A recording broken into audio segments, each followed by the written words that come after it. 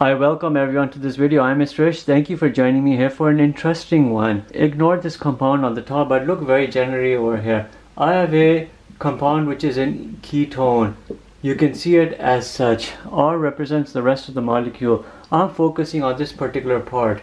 When you're looking here at a ketone and you have here a carbonyl carbon and your alpha carbon, and the alpha carbon has hydrogens, we can represent it better like this. We're only focusing here on one of these alpha hydrogens. This here's my alpha carbon, here's my alpha hydrogen. It's a carbon attached adjacent to a carbonyl, and I have a rest of the molecule. If you were to look at it in the presence of a strong base, it would pluck off this hydrogen and you could take it away, and then you can do an alkylation of a ketone. This alkylation here means we're alkylating a ketone at the alpha site. We're adding a carbon-carbon bond. You do a strong base and then you do like something in alkyl iodide. It could be any type of alkyl methyl propyl iodide or a longer chain compound. Then you can generate a carbon-carbon bond at the alpha site. I'll have this RCH, and here's my methyl group that has been added. I've generated a carbon-carbon bond, then obviously we have the remainder of the molecule. This right here is what has developed in the presence of a base at the alpha carbon, the alpha hydrogen being plucked away, and then a alkyl group being brought into a position, and we're doing an alkylation here of a ketone.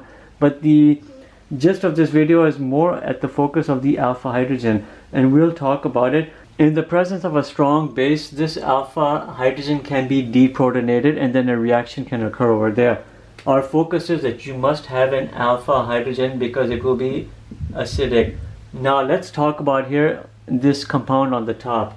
If you are looking at this, you can number it properly as 1, 2, 3, 4, 5. The highest priority is such that the carbonyl carbon should have the lowest number. You're looking here at an alkene at carbon 3, then you have a ketone at carbon 2. You will name this, it's a 5 carbon compound, 3 pentane.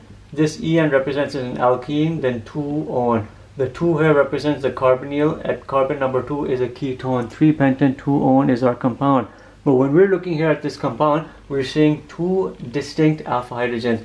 If you blow it up like this, you have a hydrogen, hydrogen, and a hydrogen, then you have your carbonyl, and then you have your hydrogen here, you have your alkene, and then your methyl. Here's your alpha carbon, here's your alpha carbon. You have an alpha hydrogen, alpha hydrogen, alpha hydrogen, alpha hydrogen. But these 3 are identical. They're not distinct from one another, so you can rewrite this as this, and we will do so to generate 2 distinct alpha hydrogens. Here's a distinct alpha hydrogen here. This compound 3-pentane 2-on has 2 distinct alpha hydrogens. If you were to react this in the presence of a strong base, that's all we're talking about. Will this alpha hydrogen pluck off, or will this one? What is the hydrogen that will come off and why? Only a specific hydrogen will come off, and which one would it be? Would it be hydrogen number A or hydrogen number B? Let's talk about it. We won't talk about the eventual reaction. You know, you could do an alkyl iodide, you can bring an alkyl group here, but that's not our focus. Our focus is which of these alpha hydrogens will pluck off in the presence of a strong base. It's not going to be both, but which one will it be? When you look here at scenario number A, where we're focusing at this site right here, at that alpha carbon and its hydrogen, the alpha hydrogen, and you are looking at this, you have CH3, you have C double bond, you have this C, the alkene, and then CH3, and you have this hydrogen. I'm going to represent this carbon hydrogen in a better way as this, with the 2 electrons and a hydrogen, because you know 2 electrons represents a single bond. When you bring this in the presence of a base, what is our base? Sodium hydride, or LDA. These are 2 strong bases, sodium hydride and lithium diisopropyl amide. These can deprotonate an alpha hydrogen. When you do it in the presence of LDA and let's say tetrahydrofuran medium, it's going to pluck off this hydrogen. These 2 electrons will stay with the carbon. What will happen is this: after the introduction of the strong base, you will generate a carbon ion, and it will look something like this. Your carbon ion will be right here, and you have the rest of that molecule. The negative charge on the carbon, only because from these 2 electrons shared between carbon and hydrogen, the carbon maintained both electrons, the hydrogen went with the base. Hence it's a carbon ion. When you're looking at this, now you have the development of a resonance structure. The answer to your question, is it this alpha hydrogen or this alpha hydrogen, will depend on the stability of the resonance structures. You can do a resonance structure. All carbonyl oxygens have 4 electrons. You can translocate the electrons here and then shuffle over here. You develop a resonance structure which looks like this. You have a CH3, your methyl, then you have your carbonyl oxygen, which has now become this. The negative charge has transferred from the carbon to the oxygen, but you've developed a double bond here. The single here of this duplex developed the extra 2 electrons here. The 2 electrons here develops a double bond, and you still have the rest of this molecule with another double bond, and you have a CH3. Just keep in mind this carbon over here is sp2 hybridized just for curiosity's sake, and now this carbon right here, which is your alpha hydrogen, has become sp hybridized. We're looking here at this, which is your alpha carbon, which is this right here, your alpha carbon, which is this. Your alpha carbon went from an sp2, it's an sp2, but now it became an sp.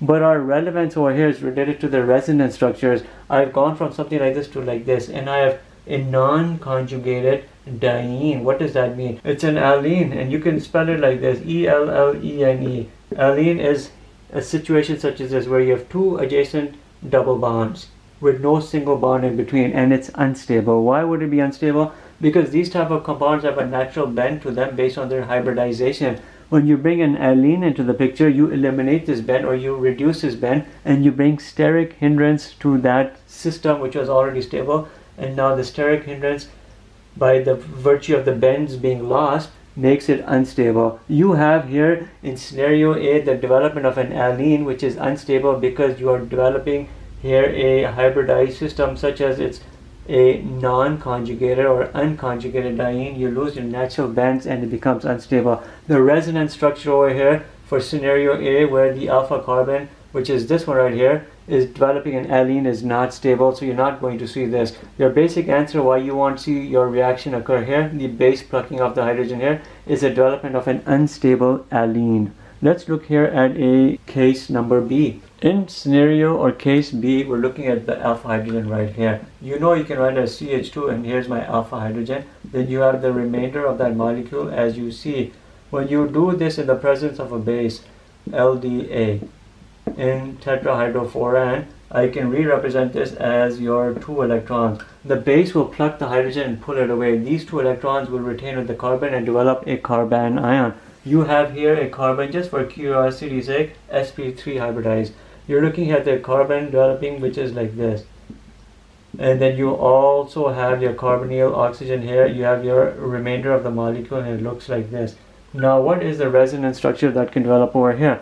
You can shuffle these 2 electrons over here, and then you can shuffle 2 electrons from the single of this duplex up onto oxygen, and you'll develop a resonance structure which will look like this. This CH2 will develop here a double bond with the carbonyl carbon. Here's your alpha carbon, here's your alpha carbon. As you see right here, your alpha carbon, and your oxygen will have an extra 2 electrons and will get the negative charge. The negative is transferred from the carbon to the oxygen.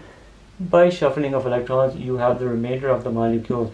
The most important thing over here you're seeing is you're not generating any alkene, which is a good thing. You're not seeing an alkene develop, but you're seeing a conjugated pi system. You have a double bond, a single bond, a double bond, single bond. It's conjugated, meaning you have alternating single and double bonds. You have alternating sp3 and sp2 hybridized, or you can say you have a general sp2 hybridization all the way across by virtue of the extension of the pi electrons or the delocalization of the pi electrons over the entire molecule. This right here is a favorable route. Why is it favorable route? Because the resonance structures are favorable. You don't generate an alkene. You retain your normal kinks and bends in the molecule, less steric hindrance, no alkene being generated, and you have a conjugated pi system here, a conjugated resonance structure. This will be the route. If you were to react this compound here, 3-pentene, 2-one, in the presence of a base, your reaction site is over here for the generation of a carbon-carbon bond, not over here, because the resonance structure coming from this side is favorable.